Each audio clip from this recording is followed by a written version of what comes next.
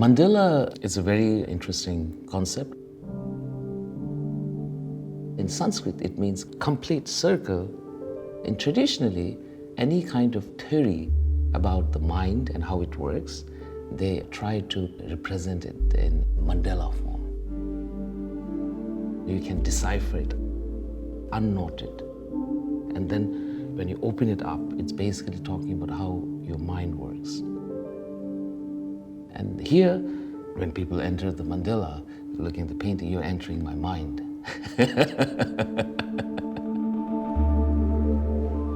My name is Tenzing Rigdol.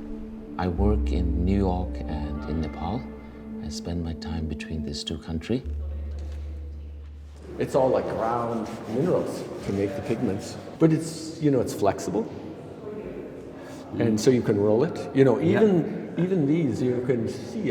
How often this has been rolled and unrolled, and it still hasn't flaked.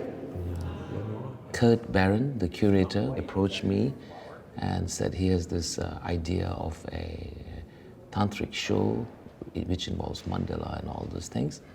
He said, "Are you interested? And maybe I can show you the space."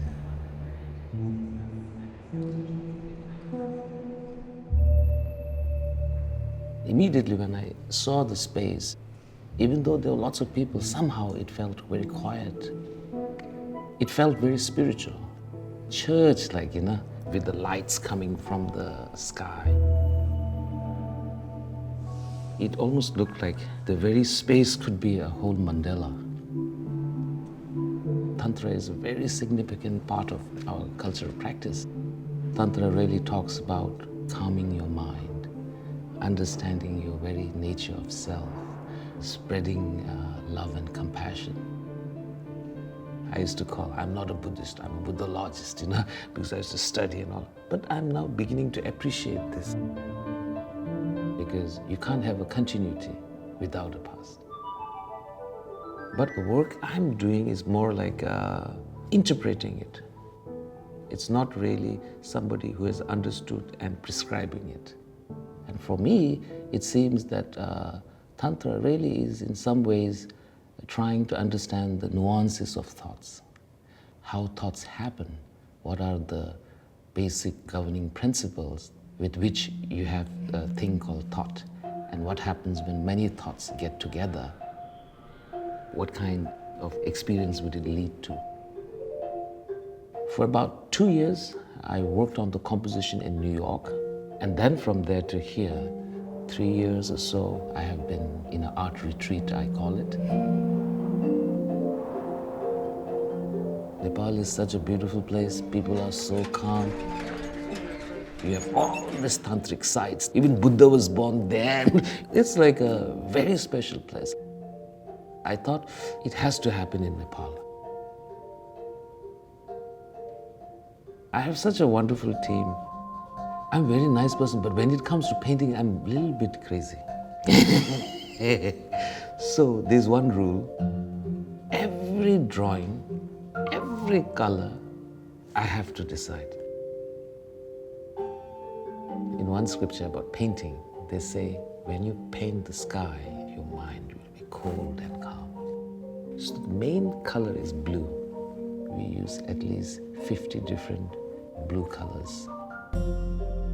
I think contemporary artists can consecrate the artwork by being absolutely attentive and just being lost in the painting. Between the tip of the brush and me, there shouldn't be any interruption. With really good attention, anything you do become art.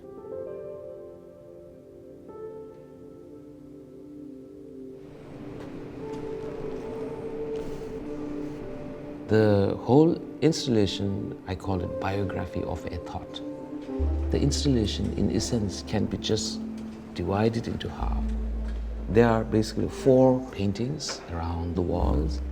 Then the carpet, where I'm saying, come, watch the painting, and then sit, physically, literally sit, but metaphorically also, sit your mind. Then placing a question on that calm mind. The first panel, I introduced the fundamental principles of Tantra, calming your mind, understanding your mind, all those things. In most of my work, I have this one element which is repeated here. I am in the painting with my head wrapped around. In all my painting, that mostly symbolizes not that I celebrate ignorance, but I'm saying I'm ignorant. I don't know everything. The little that I know, I want to share with you, you know? And so the journey can begin. It's interesting if you just put the acronyms, you know, biography of a thought becomes boat, you know? And on the first painting, you have myself thrown into this world, ready to learn, you know, ready to unwrap a little bit more. When I was young, I studied in a computer class. They say G-I-G-O, garbage in, garbage out. So it was like interesting, I thought. It was talking about karma or something. So I thought, yeah, the first panel is really talking about how we throw garbage and everything in the ocean like that.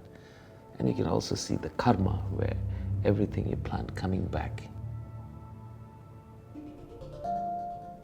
And then the second panel really talks about what happens when unstable mind creates unstable world, how conflicts are created, which are all human conflict. Therefore, you have like a Hiroshima, Nagasaki, the bombing. It's one of the most shocking events in world history. There's a twin tower. When I was doing the sketch and everything, the George Floyd incident happened. There were all this anger, frustration. And also you have, very sad, but especially in America, gun violence, you know, children. In Tantra, you don't go to past to inherit hatred or, you know, make things worse. You only visit past to inherit its wisdom. And then slowly on the third panel, we're moving towards how to stabilize. I open up the painting with Picasso's Les Demoiselles Avignon, the 5 ladies. In the central image, I put this Ardhanari, in Sanskrit they call it, half female, half male. You know, we are built of this 2 energy together. Tantra actually is trying to find a commonality. What is unique, that is me, but also is you. Unique, but same. In one of the tantric texts, Padmasambhava, he says, nature of self is like when a fish jumps off of the ocean and sees the sky for the first time. So it's almost like this hand, like a water, comes and grabs him, pulls him back. I call it 15 minutes of enlightenment. Like Andy was 15 minutes of fame. I thought it'll be interesting to talk about a few of those whistleblowers. Hagen, Manning, Snowden, Julian Assange. Individuals who are telling us, you know, these things are happening. But that very attention is being drained out of our system by overuse of technologies like iPhone. I'm, in a way, setting the stage for the 4th piece. You have all these hands, you know, like iconometry of a deity. And you can see in the hand it says the American Sign Language, up is down. You know? And I'm really saying, wouldn't it be nice if our brain is a stomach? We can only think enough, you know. Stomach can get full. After that, we vomit, you know. Now is the time to limit your thought. And then let's jump to the 4th panel. Just sit, calming yourself, and see whatever is the residue is probably who you are.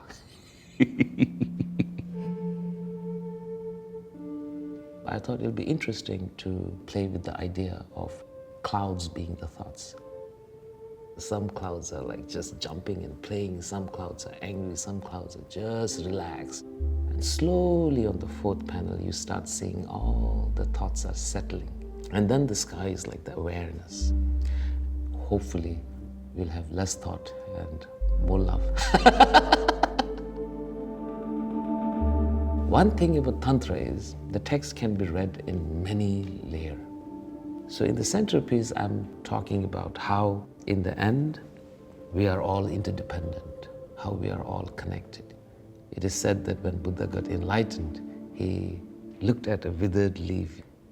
He saw stars, he saw cloud, he saw river, he saw the interdependence.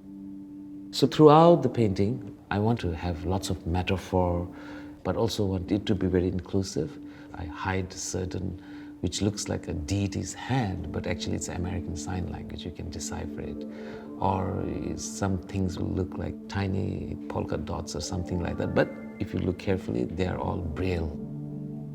So you'll find small epigrams or like one-line poems throughout the painting, asking people to imagine. In Tantra, this is the third eye, the eye that never blinks. And Tantra says every human body has. Doesn't matter if you have external two eye or not, but that's the eye that we are trying to find. Every mandala is really talking about how to tune yourself to a better melody. Now, if you look around, our world is quite untuned, no? I've created many windows and doors. If it pulls you, get up, go there, come back, sit. This mandala is a mandala of our time.